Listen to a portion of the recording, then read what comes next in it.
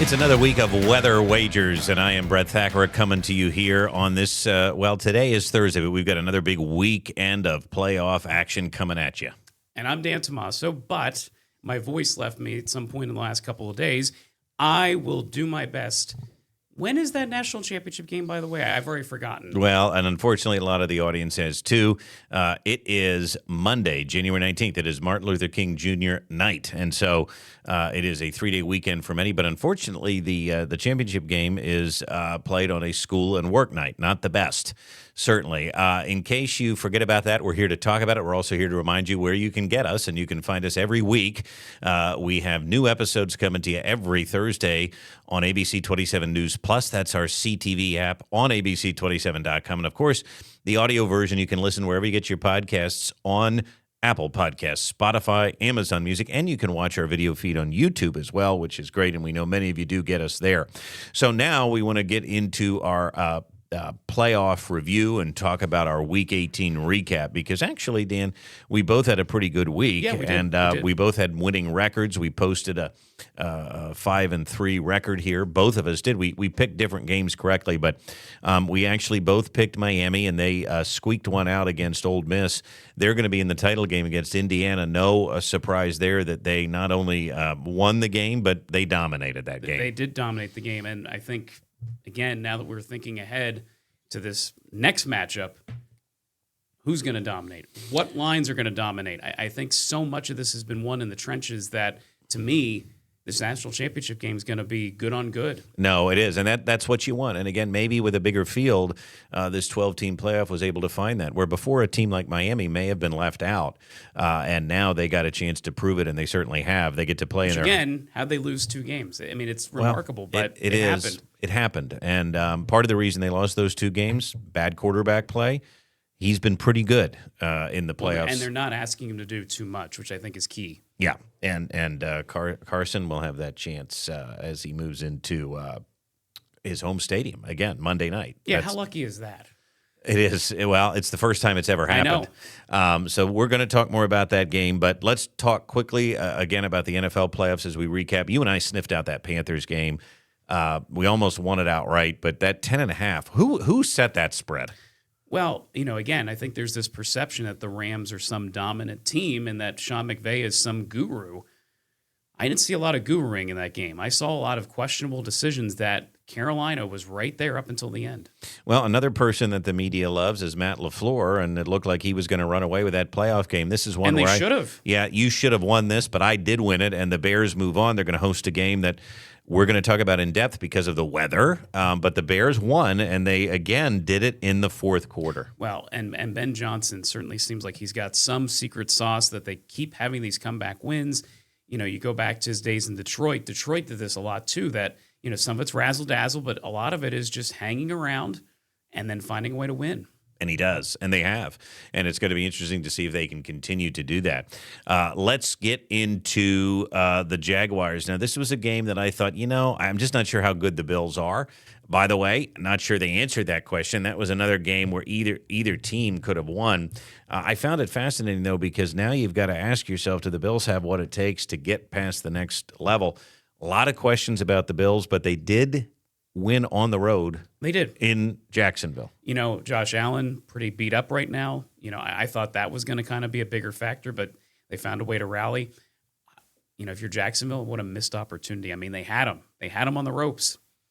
Tell me about it, because that was one of the ones I lost and I was feeling pretty good about. But kudos to the Bills. Well, fellows, the Eagles, we're going to have a whole discussion about the Eagles, but they really are the team that we thought they were the last half of the season. They couldn't put it together. Yeah, and the only good news is that the Kevin Patullo era is over, and we will talk more about that game coming up. We both missed it, obviously. Mike Vrabel really shut down the Chargers offense. That was probably one of the worst playoff games of the weekend. It really was sloppy, and it was just But it was fun to see Jim Harbaugh really scratching his head. Yeah, no, that was fun. And I like Mike Vrabel. I think he's a good coach. But the Patriots, still the verdict is out on them.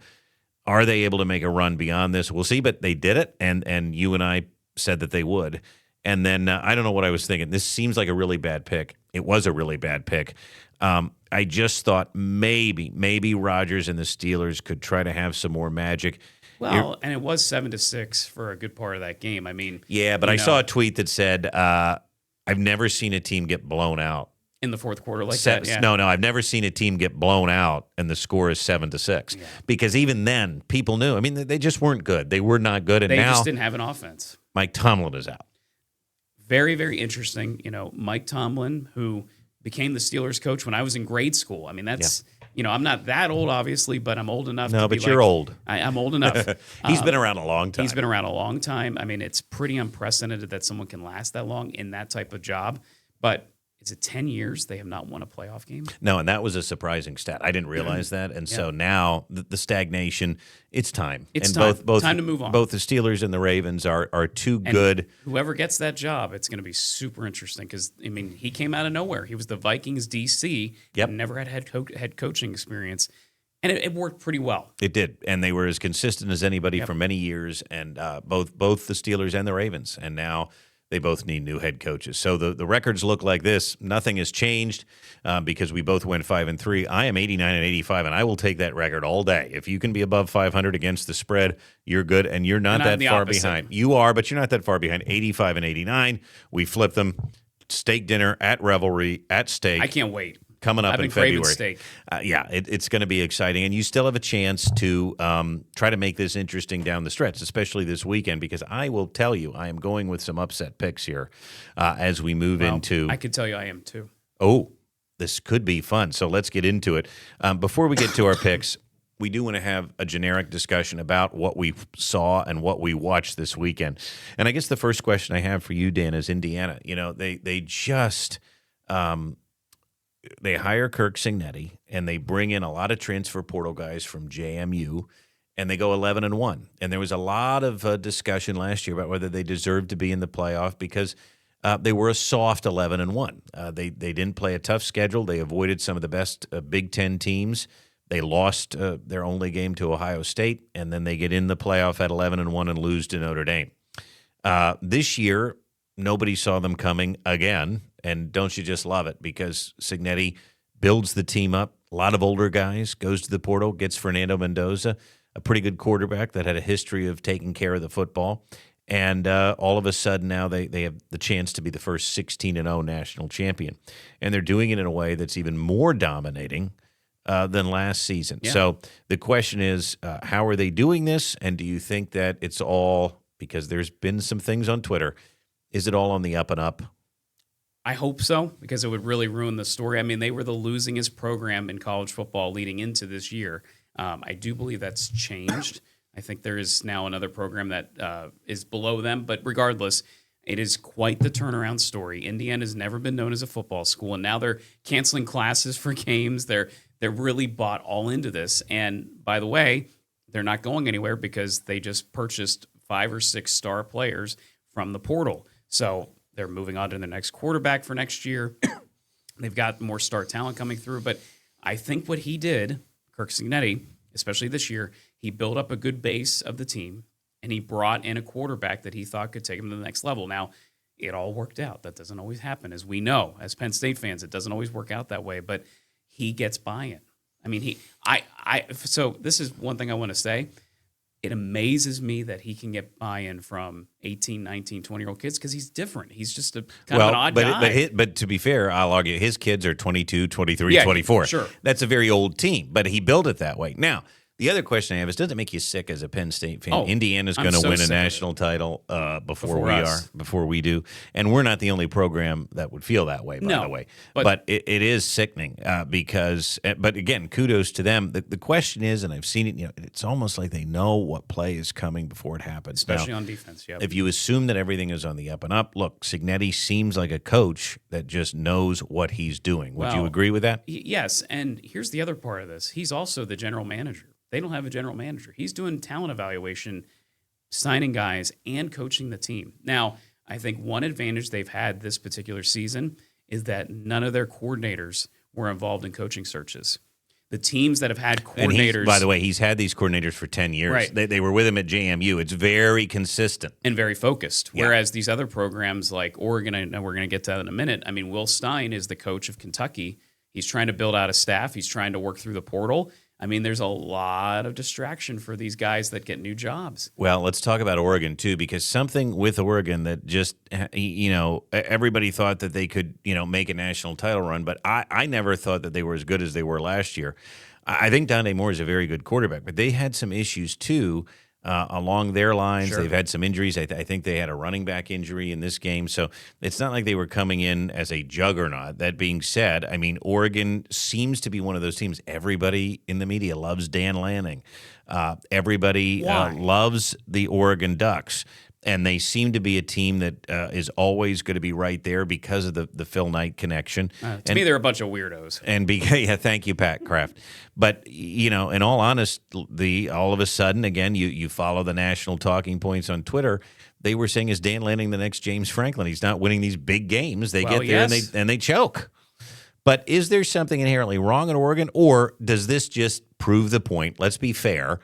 I mean, he did win the Big Ten last year. He got back to the playoffs this year with, in my mind, a less than stellar team than what he had last year. Sure. He's been consistent since he's there. Is it just simply a matter of, folks, it is very hard to win. It is very hard to win, and I think they are a program that chases a lot of star talent. I mean, it's similar to Ohio State. Both of those teams went home. Signetti only gets a few stars. Is there some type of model here that other programs are going to try to emulate? Is there, personality conflicts? We know Oregon may not show the best sportsmanship all the time. We've seen that. So, again, is it a team or is it a collection of individuals playing very well? And that's kind of the age-old question. Right now, Signetti's winning with more of the team concept. Yeah, and I think you have to have that. Now, speaking of a team that is winning, Miami, and everybody wanted to make fun of Mario Cristobal. Well, it was an easy target. Again, another James Franklin-esque coach. There's a Miami fan that always calls into the Feinbaum show to ride the Alabama fans. He's having the time of his life this year, but he called in at one point and wanted Cristobal fired. He has since changed his tune. Sure. Imagine that. But the ups and downs of Mario Cristobal's career are fascinating. But this is now his fourth year. This is his guys, his class, his portal. He's winning the way He's got the bigs up front. Well, right. He's winning the way Mario Cristobal wants to win. So then that begs the question. Listen, Indiana has to be and should be, and really should have been, the favorite going into the playoffs. I know we all said any one of these teams could win, especially when we got down to the Final Four. I agreed with that. But Indiana, the way they play, they have to be the favorite. But Miami, let's give them a little bit of credit here. They persevered throughout the season. They won with physicality. They won the way Mario wanted them to win. They were 8.5-point dogs to Ohio State, and they came in and basically they blew the doors off them. Had their way with them. Yeah. So then I will ask you, does Miami have a chance on Monday night? Well, I think their biggest issue is going to be lack of offense, and I think Indiana's defense is suffocating enough that if Indiana puts up 21, 28 points, I'm not sure Miami can keep up. And if you ask Carson Beck to throw the football more than 20, 25 times, I think you're putting the game up for grabs. Okay, let me ask you this, because we have these conversations, and what we want to do is we're two guys sitting in a bar talking, and we want you, the audience, to be in on this conversation. Sure. So I just had this thought. I could use a hot toddy right now. So yes, this works you could. For me. You do need a good bourbon. Listen, the Dante Moore, the Oregon offense did not look well when they played Indiana the second time in the playoff game. Even here. the first time. They didn't. No, they didn't score a lot of points. But let's just focus on the last time here. Now, again, they had some running back issues. I get that. But Dante Moore did not look spectacular. Well, he was getting eaten alive. I mean, okay, but then so let me just ask you this: Who's the better quarterback, Carson Beck or Dante Moore? This is a tough question to me, right? I think Carson Beck is more your quintessential quarterback. Yeah. Whereas Dante Moore is more that inventive stretch of play. Very athletic guy, but probably is not a deep ball threat. Now, which one maybe gives you more heartburn? It might be Carson Beck. Yeah. Okay. Even though he is more experienced. He's got that interception bug. And probably gives you the better chance to win. Correct. I agree. But that's the dichotomy here. But again, if Miami can chew up Indiana's offense and get them into a game like the first game they were in with Oregon, or the game that Iowa played with them, Mm-hmm. then maybe, or the game Penn State played with them. Iowa, Penn State, similar types of lines, talented people. This is why I think you can't just write Miami off. No, I don't think you can write them off, but I just feel like Indiana's momentum right now, what they're doing up front, both on offensive and defensive line, it could be a long day for Carson Beck. Well, and if the nation doesn't forget it's occurring, it could be one heck of a game Monday night. Well, and let's face it, both teams could run the ball a lot. Yep. And so, your Malachi Tonys of the world. Great player. Indiana's got a stable running backs as well. Yeah, and a couple of receivers that have, Becker. Right. But also a few more. Penn State alive. Yeah. But again, since that game, he's been on fire. I know. It's going to be a heck of a football game. I think so. I think it's going to be a lot of fun. Now, would it totally surprise me if Miami wins 40-14? No.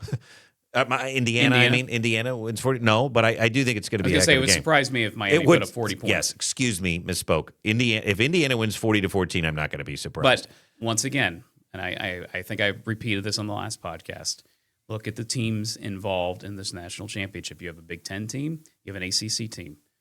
The Big Ten is pretty much king right now. I think they've moved past the SEC in terms of prominence. For whatever reason, there seems to be more money in the Big Ten right now than the SEC. ACC, there must be enough donors in Miami. I mean, Michael Irvin's having the time of his life. Miami has a lot of big donors because they have a lot of pro talent that are coming back. The Big Ten just has big alumni bases. Yes. I mean, Indiana has a huge alumni base, and they're ready to donate because they haven't had this success. I was told Penn State has a big alumni base ready to donate too. We'll get into that in a little bit. NFL playoffs now, winners and losers in the wild card round. So, Dan, just give me your thoughts. Who did you like? Who do you think can advance? And just some takeaways from the weekend. And who did you think really stepped in it? Well, the Eagles really stepped in it. So that's kind of we're going to get to them. We're going to get to them. The Patriots impressed me because I thought I thought that game would be better. I thought it'd be more competitive than it was. It was a kind of a boring game. The Texans also impressed me. Yeah, their defense is for real. Yeah, but I know it's Aaron Rodgers. Well, but I was just going to say, the Steelers, the fact that they made the playoffs, it just wasn't a great look. It was not and now the Texans have to go to Foxborough. And that could be a challenge. So 100%. The verdict's still out, but they did look good. I mean, they did look good offensively. The Bears keep finding ways to win. You can't ignore it. Are they legit? I mean, it's one of those things where I feel like they might be a year too early. The Bears and the Patriots got off on some weak schedules, but the Bears beat the Eagles. They look so poor. Yeah. For the first half. They're the opposite of the Eagles, right? Yep. The Eagles look good in the first half and never showed up in the second half of many games. And the Bears are the opposite of that. But I have to say this, too. Is anybody going to question Matt LaFleur, or is he just going to be another media darling? I think there were some questions. I think there should be a lot of questions. I mean, apparently they were working on an extension to keep him there. I don't know if it's the best move in my mind. I also don't know if Jordan Love is truly their quarterback of the future because I think he could be. But again, is he in the right system? Is he in the right? Is he being coached enough? Well, I think the built-in excuse is Micah Parsons because they have no pass rush. He got hurt. He was their star player on defense. They seem to do fine for one half. Yeah. I mean, I just think it's weird, and I also think that the Packers really don't want to fire coaches either. They're like the Steelers. They very want steady state. Yeah, they want to be steady state. But then the question is it enough? Right. Is it enough? I agree with that. So it's going to be fun. But we have really the 49ers have no shot. By the way, before we even get into talking about their matchup, I mean they did everything with smoke and mirrors on offense, and Kyle Shanahan drew up some plays, made some things happen, but they're not advancing any farther. I'm confident. I do love the Dan Tommaso. Now I kind of want to pick him at least to cover.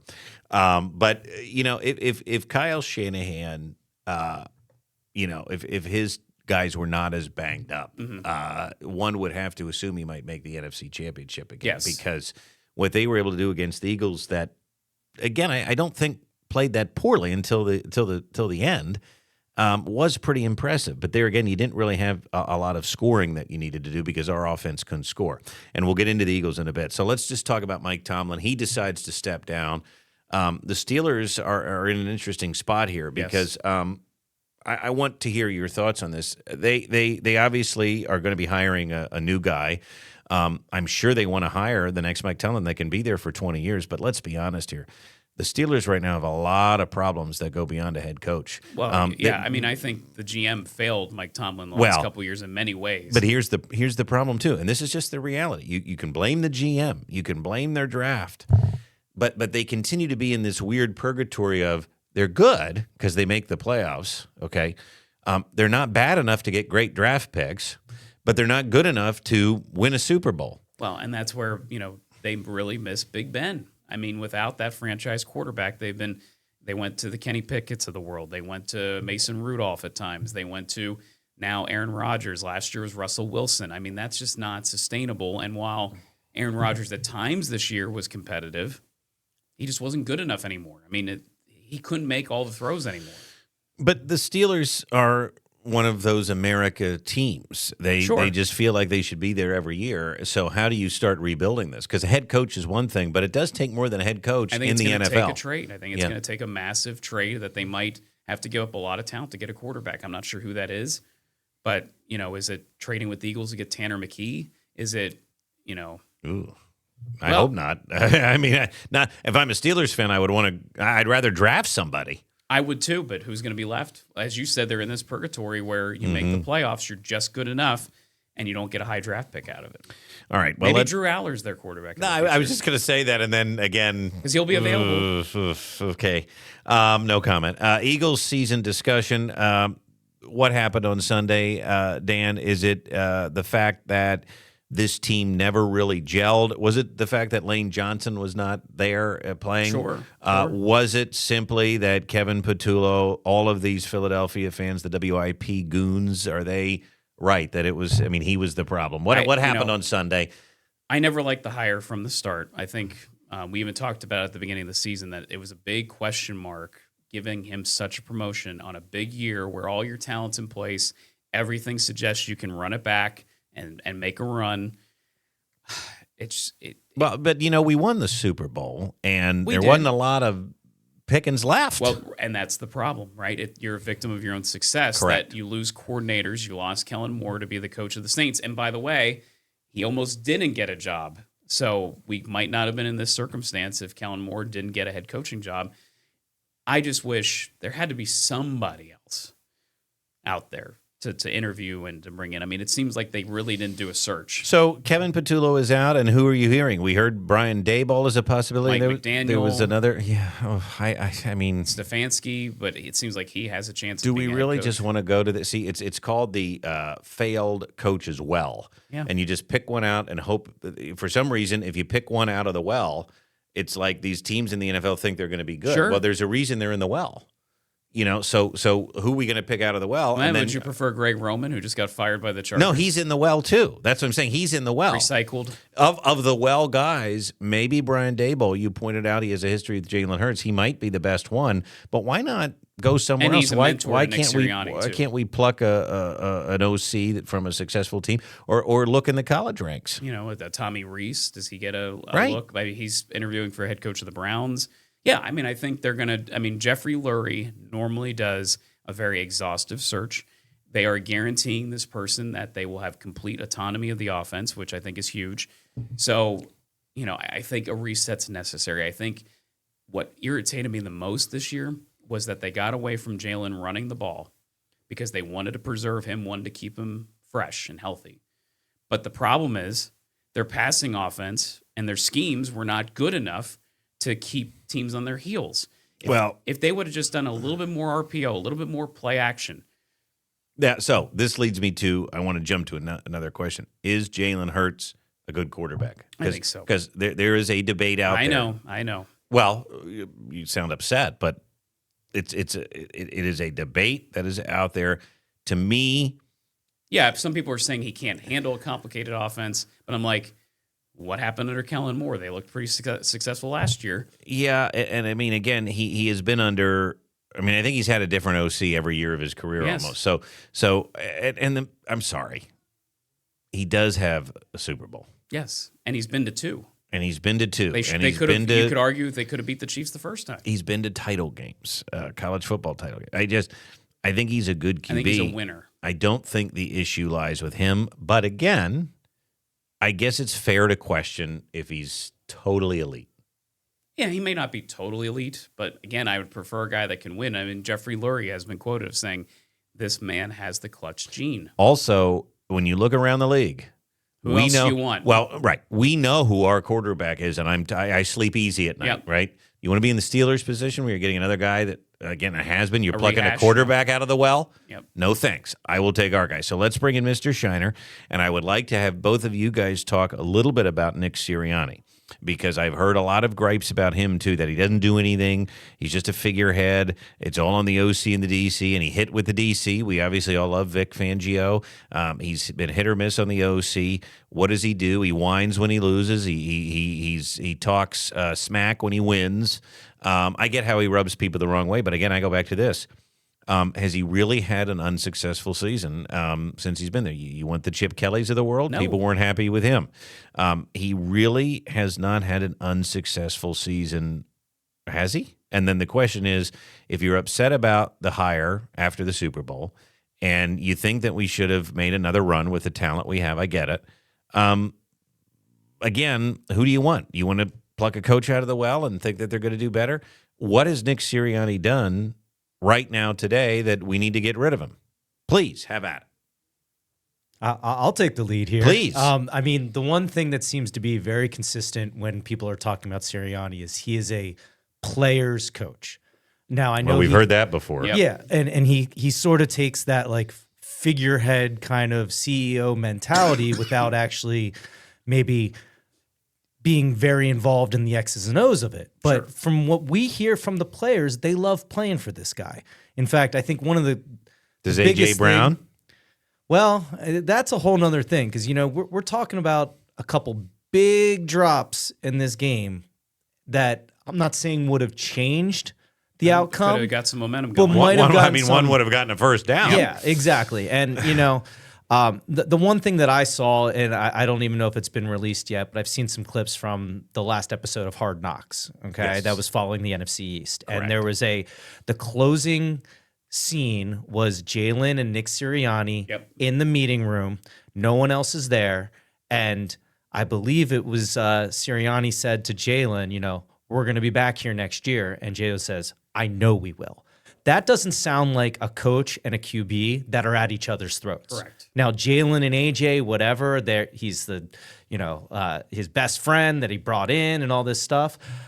I think AJ checked out a little bit. I keep seeing over and over all these plays where there was a Saquon run where he just kind of like didn't even block. If he gets his hands on the cornerback there's a lane for Saquon to take it 30, 40 yards, you know? And obviously we had 3 different instances of alligator arms in there, you know? And I mean, some could say maybe Jalen should have put the ball on him a little better, but elite receivers it was make there. those It was plays, there. right? Itching hands, you got to catch You it. know? Yeah, it was there. I think the only thing you can really come at Sirianni with is with the Patullo hire, everybody keeps saying he basically promoted his buddy.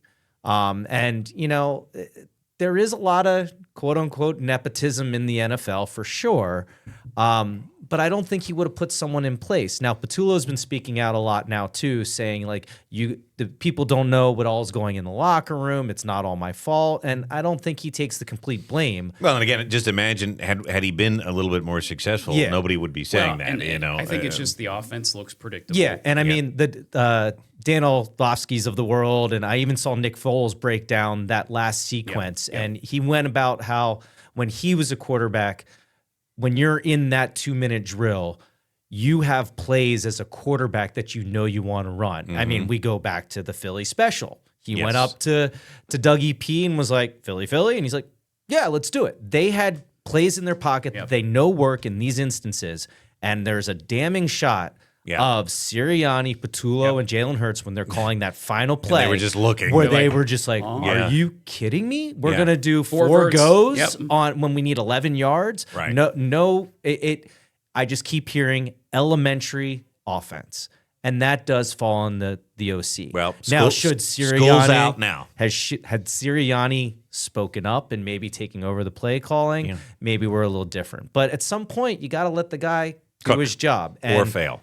He failed, and we're moving on. Okay, but just real quick, because we do have to move on.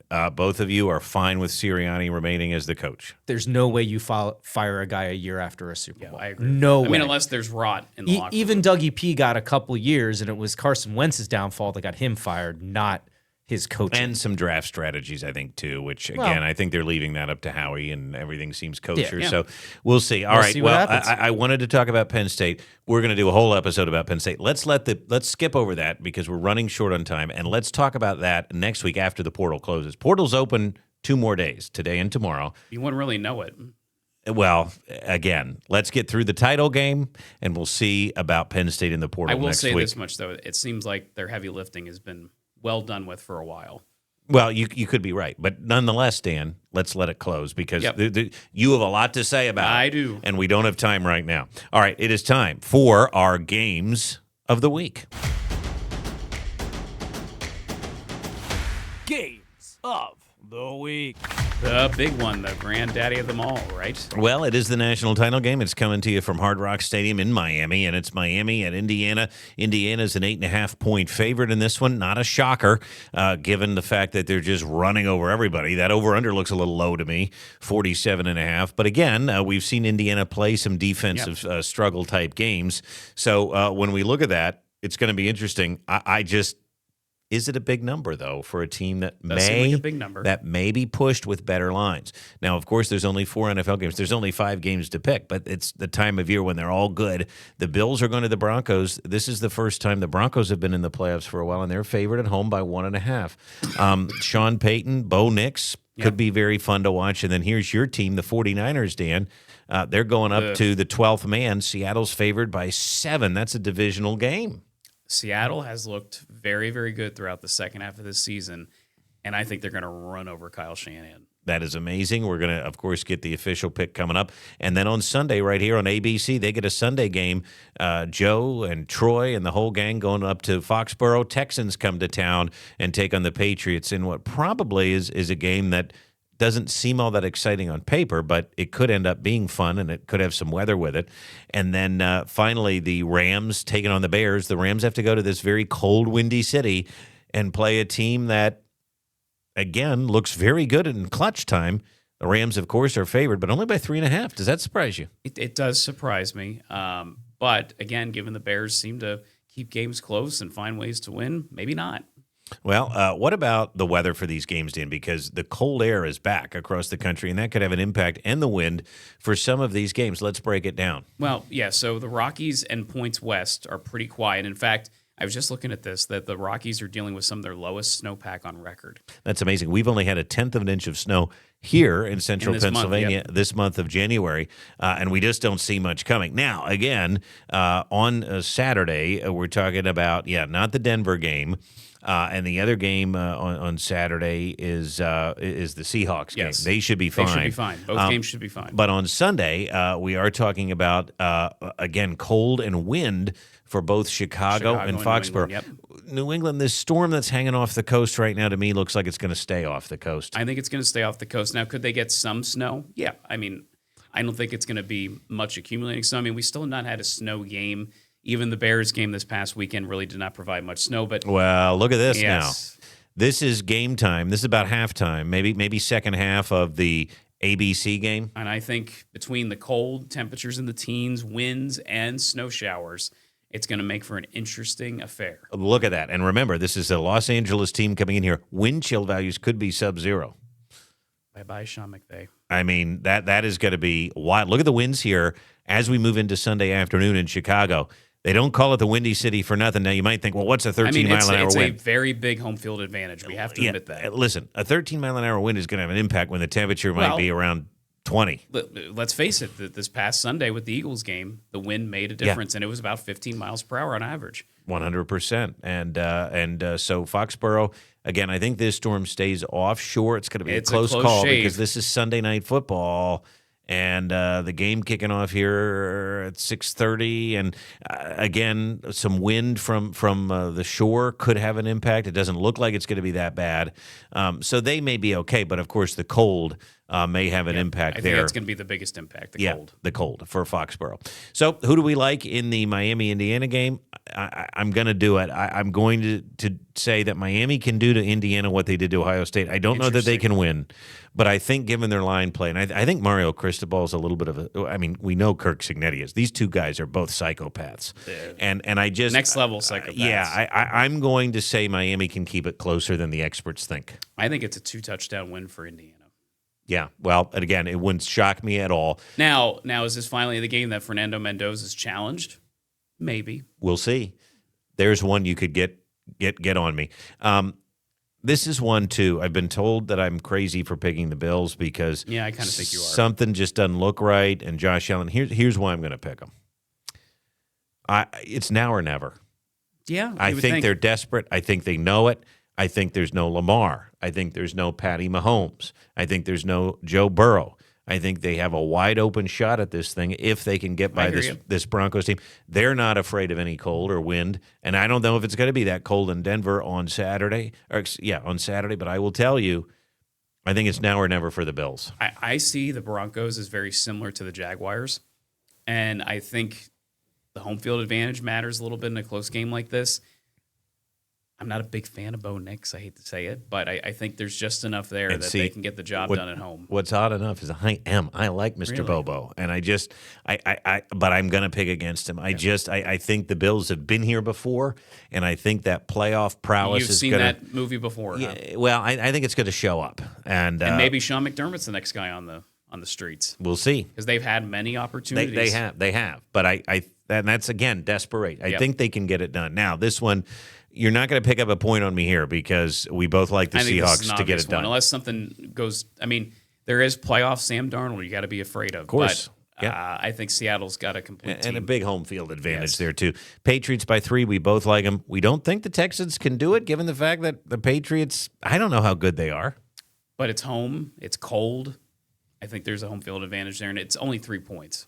And Drake May's pretty good. Right? I think he's pretty good. And again, they showed me something. I think that was my biggest takeaway from this past weekend. They showed me something against the Chargers because I thought the Chargers had a good defense and fairly good offense. And I didn't realize you had this hatred for Sean McVay, but you're not picking him either. We both like the Bears at 3.5. And again, weather, cold. What is your issue with this guy? You don't like him because he's handsome. No. I mean, it's kind of the way.